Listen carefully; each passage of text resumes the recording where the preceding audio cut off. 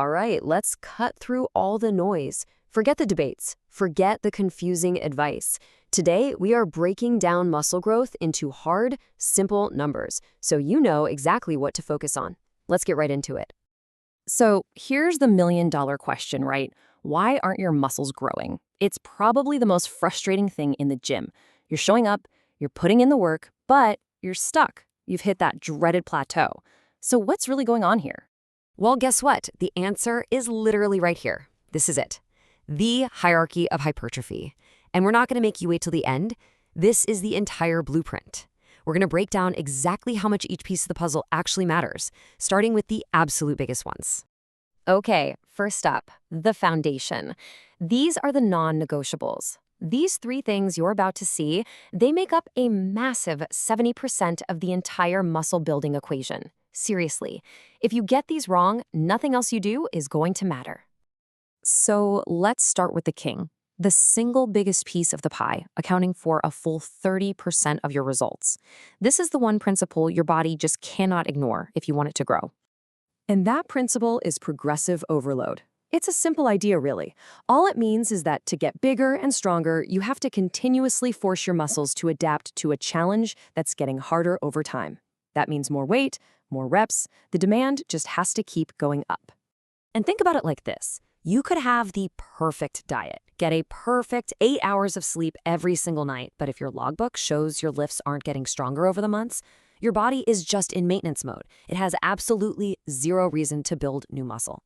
The bottom line is you have to be getting stronger, period. All right, next up, coming in at a hefty 25%, is the total amount of work you're actually doing in the gym each week. We're talking about your total weekly volume. You can think of it like a prescription, you know? It's the dosage of the growth stimulus you're giving each muscle. And the science is pretty clear on this one. The sweet spot is somewhere between 10 and 20 hard sets for each muscle group, spread out across the week. But here's the key. How you get that volume in is a really big deal. Just look at this slide. Trying to cram, say, 15 sets for your chest into a single Monday workout, well, that creates one huge growth signal that just fades out pretty fast. It's way, way better to split that up, maybe 5 sets 3 times a week. That keeps the growth signal turned on consistently all week long. And the final piece of our foundation, the last of the big three, comes in at 15%. And this is all about how hard you're actually working inside those sets. This is intensity, but not how most people think about it. This isn't about lifting crazy heavy weights. It's about how close you take your sets to actual failure.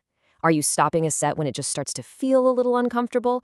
Or are you pushing until you genuinely only have 1 or 2 good reps left in the tank? That sweet spot, leaving just 0 to 2 reps in reserve, that's what forces your body to wake up and use every last muscle fiber. So how do volume and intensity work together? I love this analogy. It's like a balloon pump. Okay, step 1, you do a hard set. Your muscles are screaming for oxygen and blood just floods the area. Step 2, all that fluid gets trapped, giving you that pump feeling, which physically stretches the fascia, the casing, around your muscle. And that leads to step 3. That stretching sends a powerful signal to your body that basically says, hey, this container's too small. We need to build a bigger one.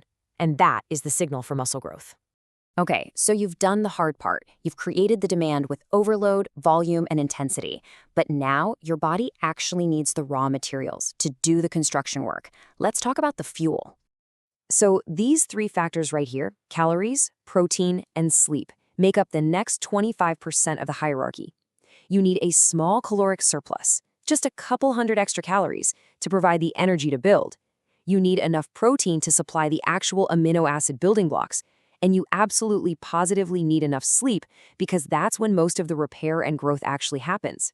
Seriously, if you're regularly getting under 6 hours a night, you are noticeably sabotaging your own gains. And finally, we get to the very top of the pyramid. These are the things that people on the internet love to argue about for hours. But as you're about to see, they are by far the least impactful parts of the whole equation. This is just the polish. I mean, just look at this chart. This really puts it all into perspective, doesn't it? People will spend weeks, maybe months, debating the best bicep curl variation.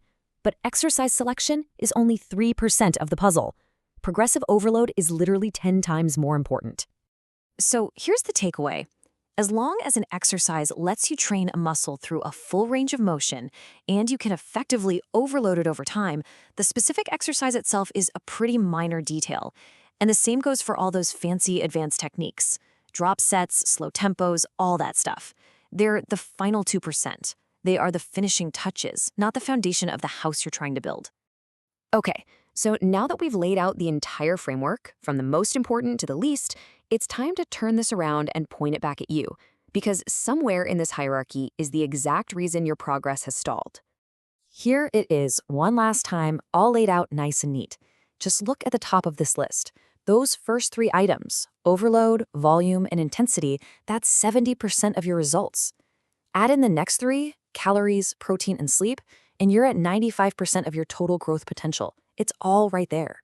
And the data doesn't lie. If any one of those top 3 foundational pillars is weak or inconsistent, your progress is going to grind to a halt. And for most people out there who are struggling to grow, the problem is almost always one of 2 things: a failure to consistently track and apply progressive overload, or simply not eating in a consistent, slight caloric surplus. So I want you to take a hard, honest look at this hierarchy. Are you truly getting stronger month after month? Is your weekly volume really in that 10 to 20 set range?